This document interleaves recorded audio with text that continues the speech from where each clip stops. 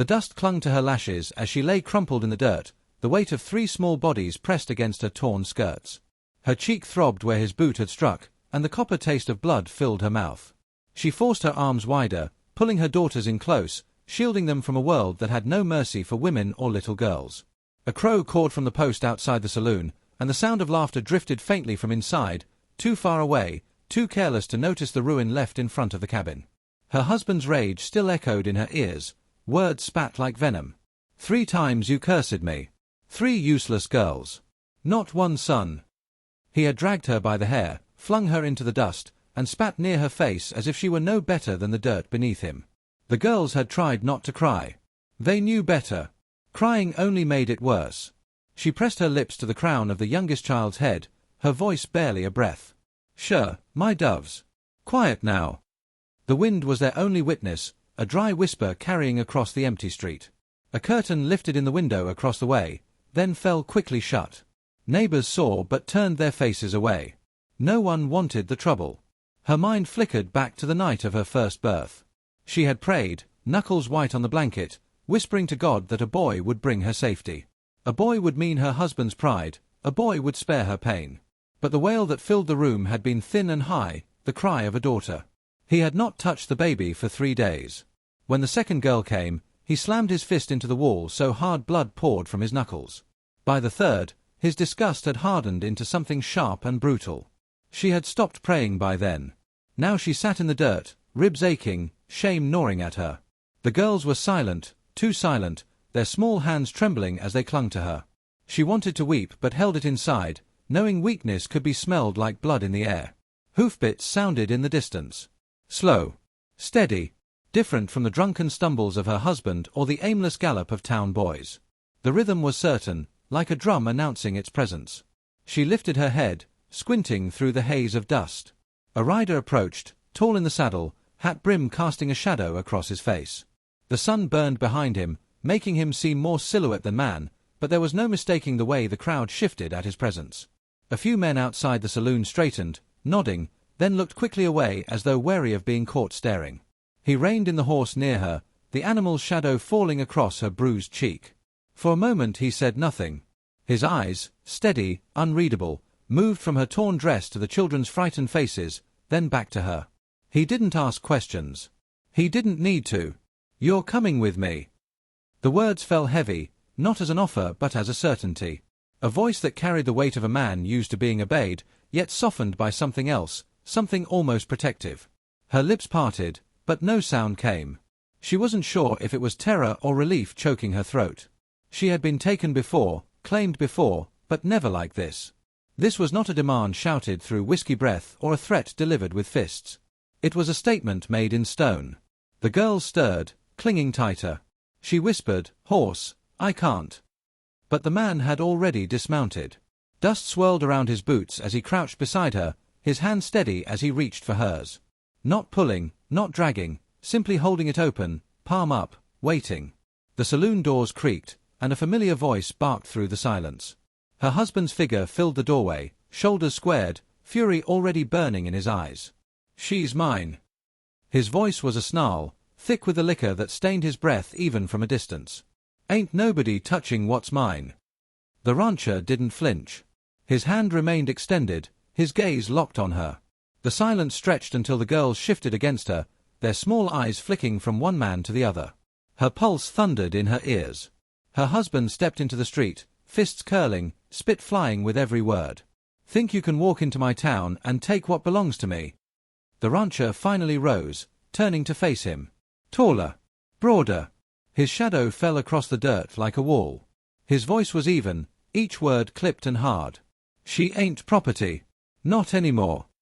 The townsfolk had gathered by then, pretending to linger at water troughs and hitching posts, pretending to adjust saddles. Their eyes darted, eager for spectacle but fearful of choosing sides. No one moved to stop what was about to happen.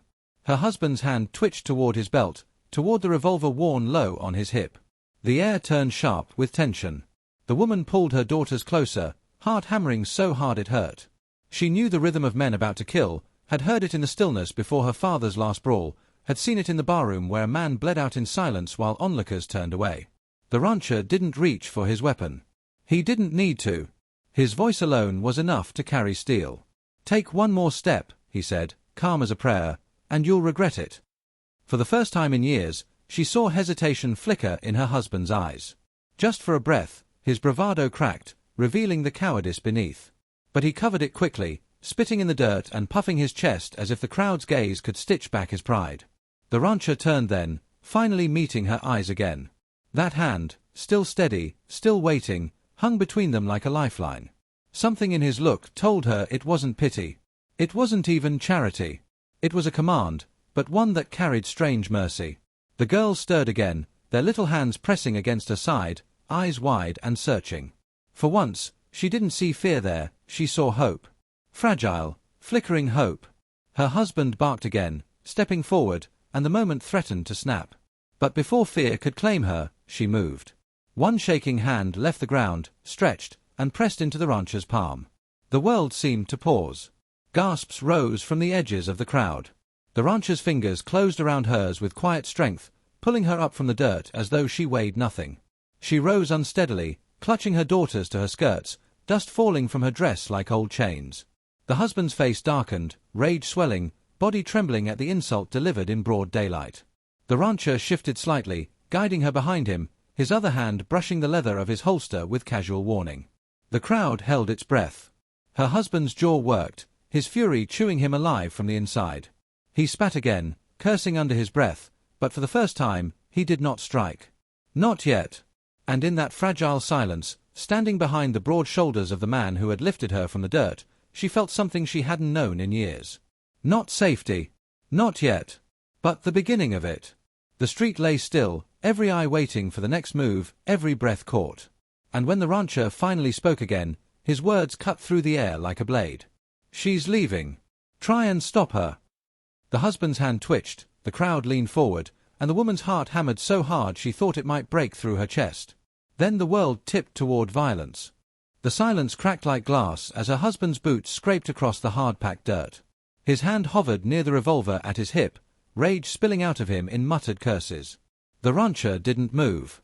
His thumb rested easy on the edge of his belt, body loose, gaze steady, the kind of stillness that came from a man who had seen too much blood to be rattled by the threat of more. "You walk away now," the husband spat, "and maybe I'll forget I ever saw your face." His voice broke at the end, a tremor he tried to bury beneath bravado. The crowd smelled the weakness, though none dared breathe it aloud.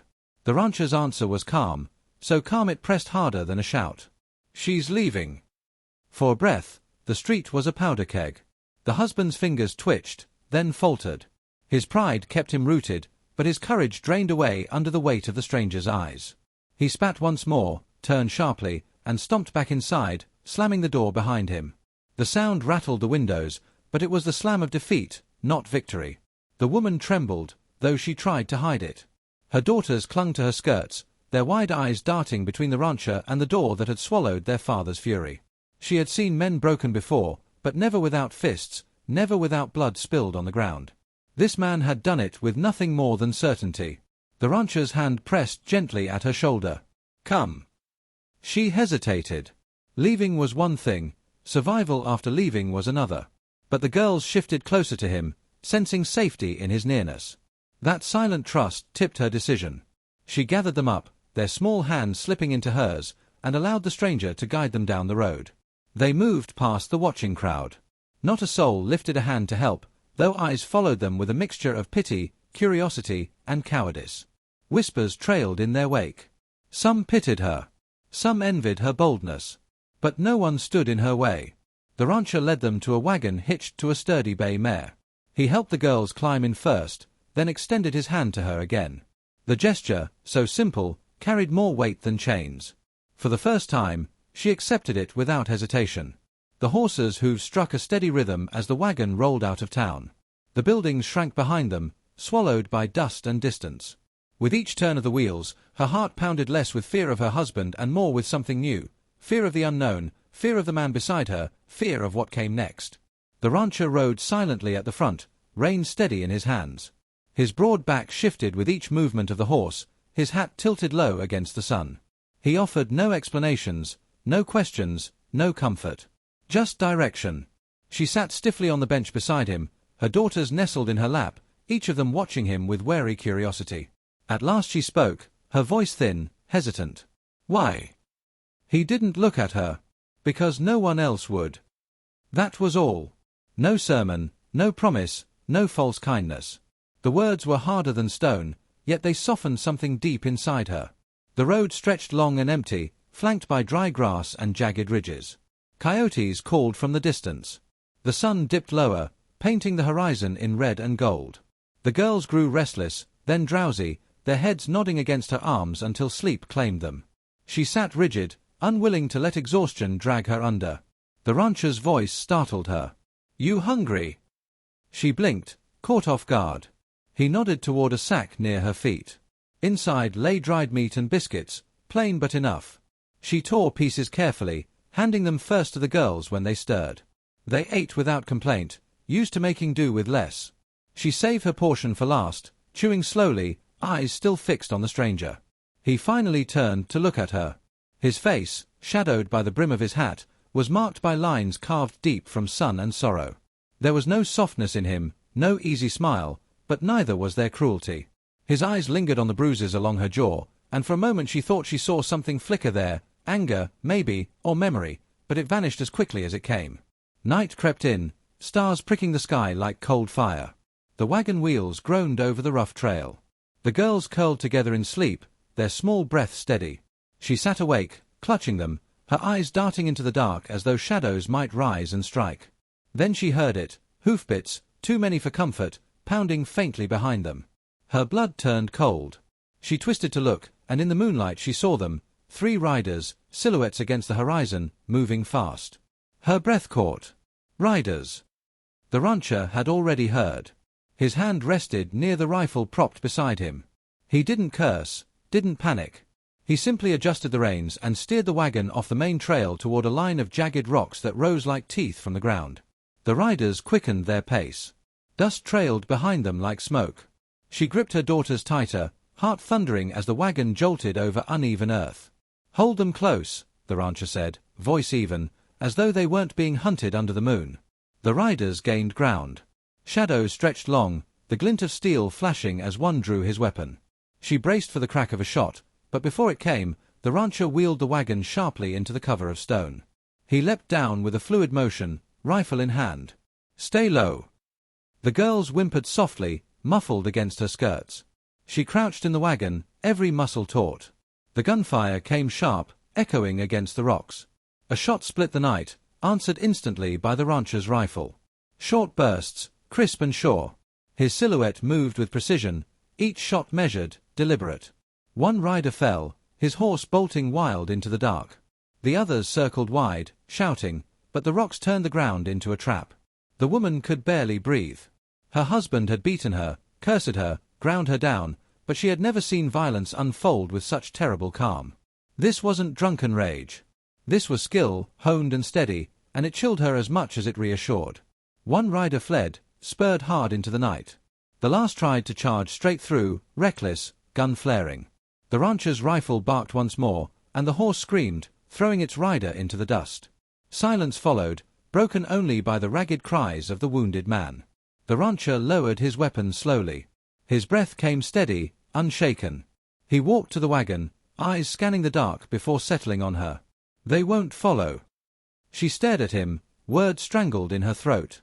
The girls clung to her, their little fingers digging into her arms. For the first time, she believed they might live to see morning. The rancher climbed back onto the bench, his face unreadable. "We keep moving." The wagon rattled forward once more, the road stretching endlessly into shadow.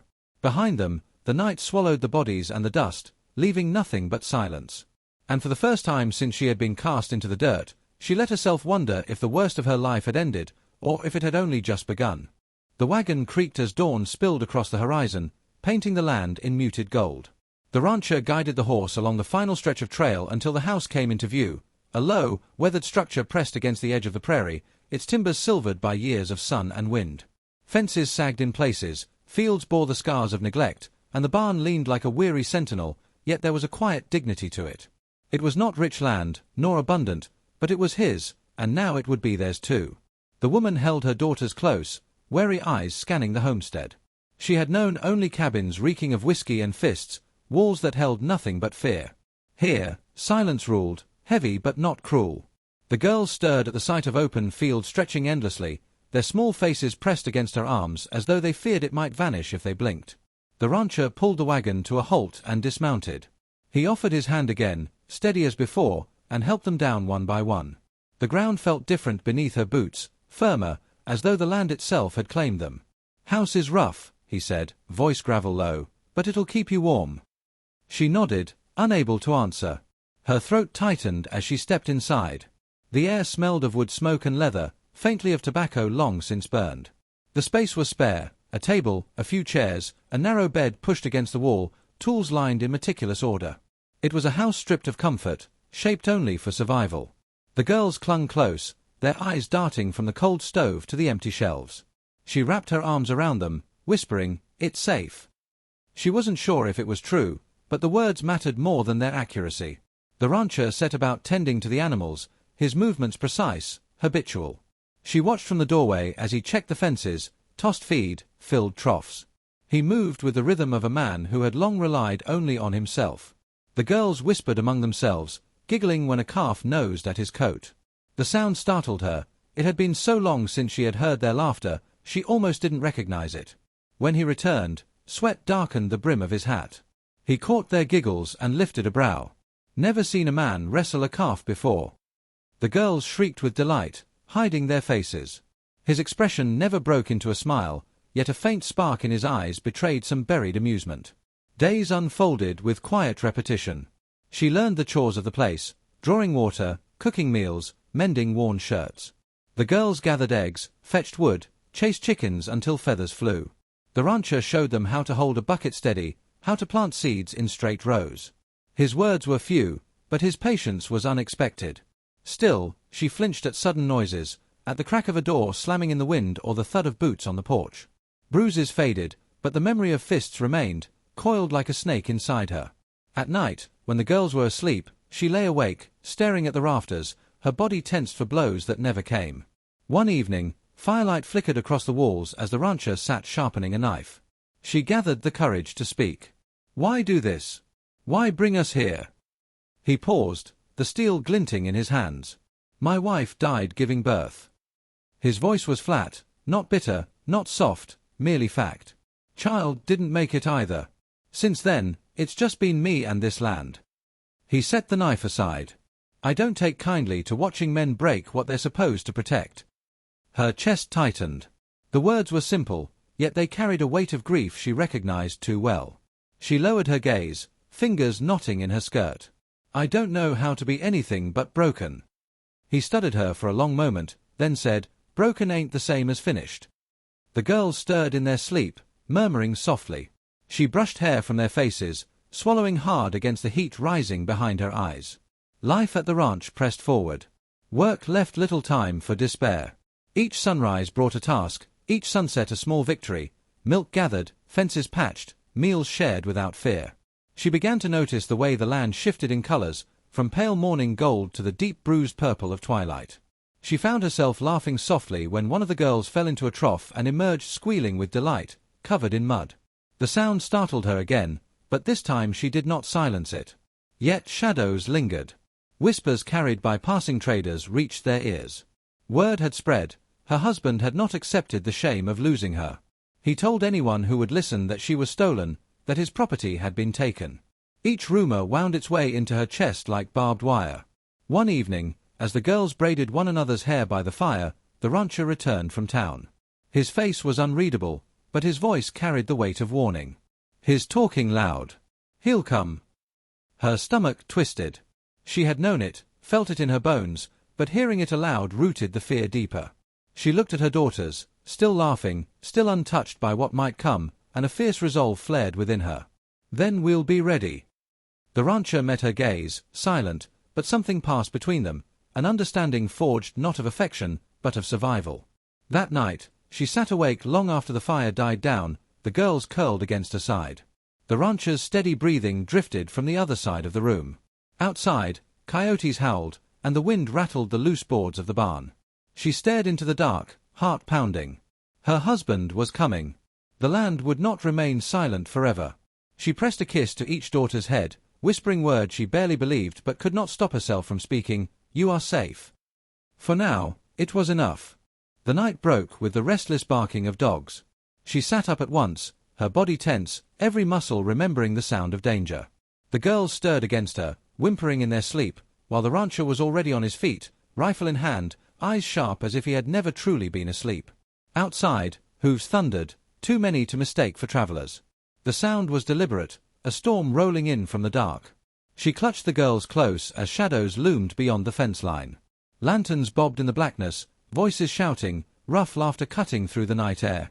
Then came the one voice she had feared most, slurred but unmistakably cruel. "You think you can steal what's mine? I'll burn this place to ash." The rancher's jaw tightened. He moved to the door, cracked it just wide enough to scan the yard. "He brought men," he muttered. His tone held no surprise, only grim recognition. Her breath came shallow. She remembered nights of fists and blood, the taste of dust as she was thrown outside, the hollow ache of bruises that never had time to fade. Now that same man stood beyond the fences, wrapped in a gang of drunkards and guns. But she was not on the ground this time. She was inside a home, with someone standing between her and the blows. The rancher turned to her. "Keep the girls low. Don't move till I tell you." Her throat burned. "I can help." His eyes met hers, steady but sharp. "This ain't your fight." "Yes," she whispered, clutching the eldest girl's hand, "it always has been." The dogs barked louder, snapping at the fences as the riders drew near. A shot cracked the air, splinters flying from the barn wall. The girls screamed, muffled against her dress. The rancher swung the door wide, stepping out into the yard with his rifle raised, his voice carrying across the night. "Turn back now." Laughter answered him. The lanterns spread wider, circling. Her husband emerged from the dark, his face twisted with fury, eyes wild. He held his revolver high, waving it as though the sight alone would undo the man before him. "Hand her over," he bellowed.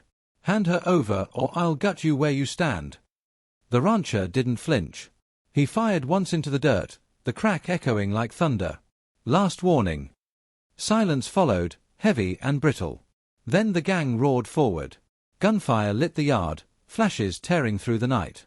The rancher moved with the precision she had seen on the trail, each shot quick, deliberate, cutting down a rider before he reached the fence. Horses screamed, hooves pounded, men shouted curses. The air reeked of smoke and blood. Inside, she held the girls close, heart hammering. Another shot split the window, glass raining across the floor. Instinct took hold. She shoved the children beneath the table, grabbed the rifle propped by the hearth, and gripped it tight, the wood rough against her palms. The door burst inward, one of the men lunging through with a knife. She raised the rifle, swung it hard. The stock cracked against his temple, sending him sprawling. She stood trembling over him, breath ragged, the rifle still raised. She had never struck a man before, but in that moment she knew she could do it again if she had to. The rancher fought outside, his figure illuminated by muzzle flashes. He moved like a wall of iron, firing, reloading, striking with the butt of his rifle when the enemy came too close. Bodies fell into the dirt, cries cut short. Yet still more pressed forward. Her husband bellowed commands, his voice hoarse, desperate. He charged through the gate, revolver spitting fire, his hatred driving him straight toward the rancher. They collided, the fight spilling into fists when their guns emptied. She watched from the doorway, torn between terror and fury. The two men grappled, blows landing with sickening thuds. Her husband's rage made him wild, careless. The rancher's strength made him steady, unyielding. Blood ran from split lips, dirt clung to their sweat-slicked faces. The husband drew a knife from his boot, slashing wildly. The rancher caught his wrist, forcing it down, the blade flashing inches from his chest. They struggled in the mud, grunts and curses breaking the night silence. She couldn't breathe. Her daughters whimpered behind her, small hands gripping her dress. She wanted to turn away, but the years of pain, the bruises, the terror forced her eyes open. This was the end of it, one way or another. With a final heave, the rancher slammed her husband into the ground, wrenching the knife from his grip. He stood over him, chest heaving, the blade gleaming in his hand. For a moment, everything was still. "Do it!" the husband spat, blood and spit staining his chin. "Kill me, if you're man enough." The rancher's grip tightened on the knife. His shadow loomed over the broken figure in the dirt. The crowd of surviving men had fallen silent, watching, waiting. The woman stepped forward, her voice trembling but firm. "Stop." The rancher turned, eyes burning, but she shook her head. "If he dies here, it never ends. Let him crawl back to the world knowing he's nothing."